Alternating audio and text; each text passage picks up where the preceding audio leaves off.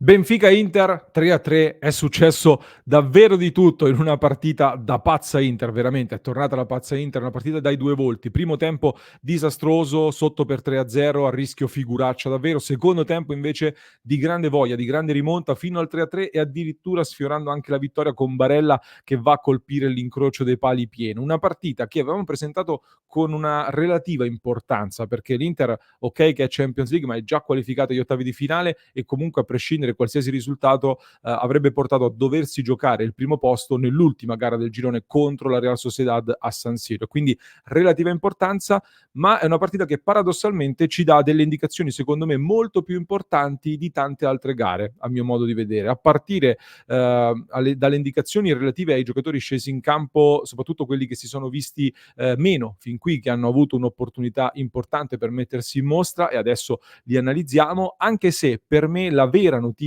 più importante che arriva da questa partita è un'altra e adesso ne parliamo. Per cui ben ritrovati e ben ritrovate amiche ed amici passioni interisti, vi invito subito a lasciare un mi piace, se non l'avete ancora fatto iscrivetevi al canale, clic sul tasto iscriviti. Ne approfitto anche per salutare chi ci ascolta in podcast, in queste ore in tantissimi ci avete taggato anche su Instagram nel vostro Spotify Wrapped, quindi continuate a seguirci anche da lì. In questo nuovo episodio, parlando di Benfica Inter, io parto innanzitutto dal ribadire che secondo me la scelta di Inzaghi di fare turnover in questa gara, un turnover molto forte, la trovo corretta, la condivido. Ed il problema, come abbiamo visto poi nel corso della partita, non era tanto la scelta dei giocatori all'inizio, quanto la testa che non c'era di questi giocatori scesi in campo contro un avversario che era a 0 punti, ma se avete visto le partite era a 0 punti in maniera totalmente casuale. Il Portogallo è primo in classifica e quindi guai a sottovalutarlo. E l'inizio, secondo me, lo hai pagato per quello. Anche loro erano partiti molto forte e hanno poi capitalizzato al meglio le poche occasioni che hanno creato. Poi il secondo tempo, giustissimo secondo me tenere tutti dentro per dare una scossa e in questo modo tanti giocatori che magari rischiavi un po' di perdere facendoli uscire nel momento peggiore, magari dando la colpa a loro in quel caso, quindi sostituendoli, invece hai avuto modo di recuperarli così secondo me nel secondo tempo. E parliamo a tal proposito dei singoli, di come sono andati, perché c'era grande curiosità nel vedere soprattutto alcuni di quelli che sono scesi in campo dal primo minuto, soprattutto alcuni che si sono visti poco fin qui. Vado in ordine di ruolo, vi do un po' di indicazioni mie personali, poi aspetto i vostri commenti e voglio confrontarmi con voi. Parto dalla porta, parto da Audero che mi ha dato una buona impressione in realtà, secondo me, ho letto dei commenti negativi o non totalmente convinti, invece per me è incolpevole sui gol, bravo ad accorciare anche alle spalle dei difensori con coraggio fino ai limiti dell'area di rigore e non solo, e poi fa una grande parata su Di Maria, da gran portiere davvero, per cui per me la sua chance se l'è giocata bene e mi ha dato delle buone sensazioni. Su Bissek c'è da parlare, passiamo alla difesa, perché era un altro giocatore da osservare attentamente. Il primo tempo è stato oggettivamente disastroso. Mi è sembrato di rivedere un Bissek un po' come quello che abbiamo visto nell'amichevole in estate contro il Salisburgo. Poi nel secondo tempo con l'Inter che si butta in avanti è migliorato e secondo me qui è una chiave. Quindi cosa ci ho capito io su questo giocatore? La sensazione che mi dà, ed è chiaramente un giudizio che poi evolverà così come per tutti gli altri, perché siamo ancora agli inizi per tanti, mi dà quella di un giocatore che ha mezzi fisici e tecnici molto importanti, con dei limiti attualmente nelle letture e nei movimenti difensivi su cui bisognerà lavorare. Oggi quindi per me è un progetto di giocatore sul quale c'è modo di lavorare, però soprattutto se penso che l'Inter, come accennavo prima, tendenzialmente è una squadra che attacca e si spinge in avanti e lì, in quella fase lì, Bissek è venuto fuori in maniera positiva. Per cui mi ha dato dei segnali di fiducia dopo quelli che avevo già intravisto col Salisburgo. Su Aslani invece passiamo al centrocampo. Purtroppo Aslani prende un brutto voto perché la giocata che pensa di fare davanti alla difesa e che costa il 2-0 è grave,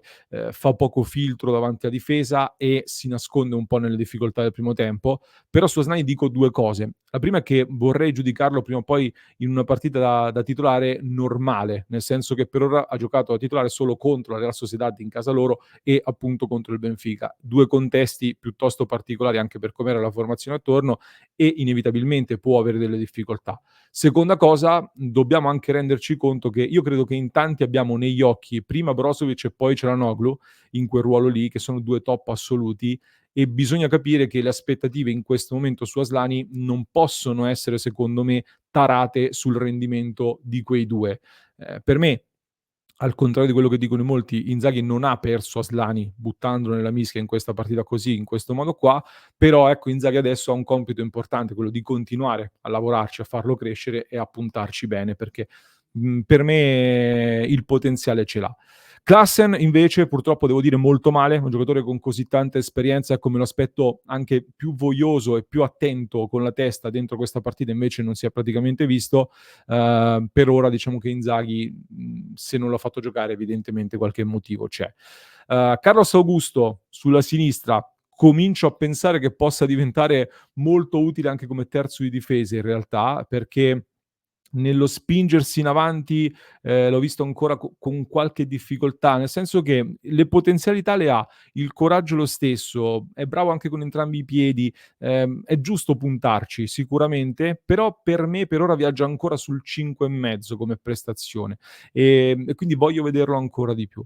Frattesi invece per me migliore in campo. Frattesi era forse l'uomo più importante da vedere insieme agli attaccanti di cui parliamo tra pochissimo, per me è stato il migliore in campo perché nel primo tempo è stato il meno negativo di tutti sicuramente, tanta voglia di correre e anche di rincorrere gli avversari dal primo all'ultimo minuto e poi fa anche un grandissimo gol che è un po' il suo marchio di fabbrica e io sinceramente lo dico da prima di Atalanta-Inter, lo ribadisco, credo che il momento di vederlo insieme a Barella e non al posto di Barella sia arrivato anche in campionato.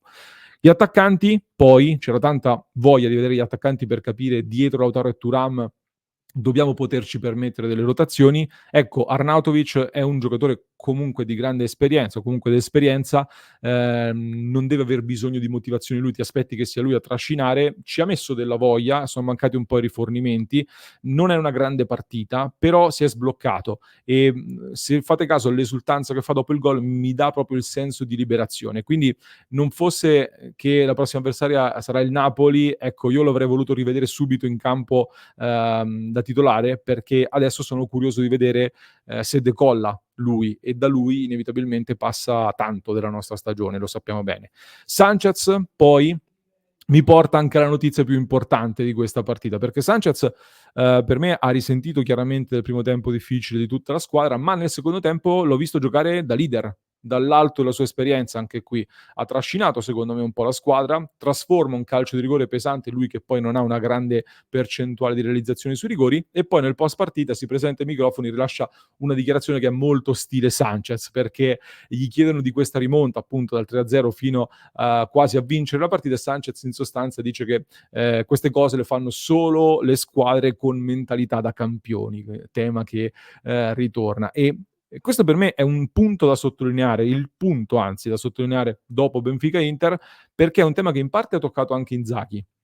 tra l'altro, ma io ho avuto proprio la sensazione che dall'inizio del secondo tempo ci sia stata una squadra vera in campo. Questo nonostante tutte le rotazioni che c'erano con tanti giocatori alternativi ai titolari in campo. Sei andato praticamente a ribaltare un 3-0 su un campo molto difficile di una squadra che arriva dai quarti di finale della scorsa Champions, prima in Portogallo e comunque importante. Lo hai fatto tra l'altro all'interno di un girone di Champions in cui ti sei qualificato con 2 turni d'anticipo avendo giocato praticamente solo Inter-Benfica con tutti i titolarissimi, se vi ricordate, perché nelle altre 4 partite ci sono sempre state delle rotazioni più o meno profonde nella formazione. E nel frattempo sei anche primo in campionato. Questo per me significa, ed è un altro messaggio importante, il messaggio importante davvero che arriva da questa gara secondo me,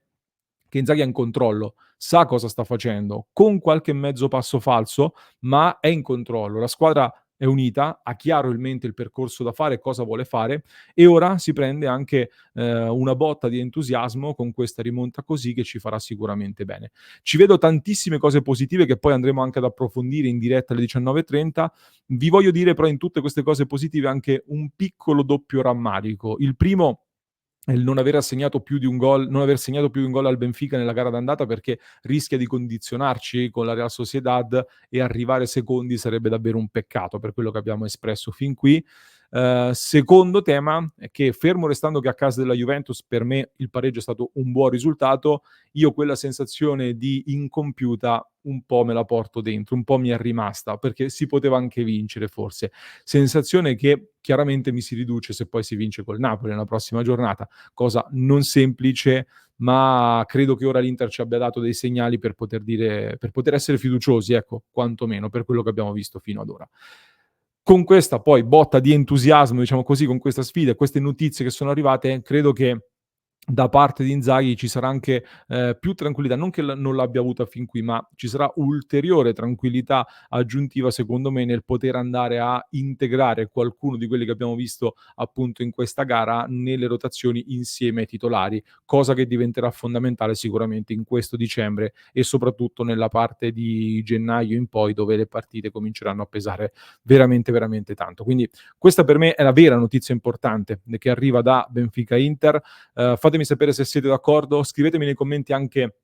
secondo voi chi è stato il migliore in campo, chi vi è piaciuto, di più e chi merita magari una maglia da titolare tra i giocatori alternativi che avete visto, fin qui. Vi ricordo di fare un salto su passioninter.club se volete sostenere il nostro progetto, stanno arrivando delle novità e vi invito quindi ad entrare a far parte adesso www.passioninter.club. Vi lascio con un altro approfondimento, se ci state ascoltando in podcast lo trovate nei link in descrizione, mentre se ci seguite su YouTube vi basta cliccare qui.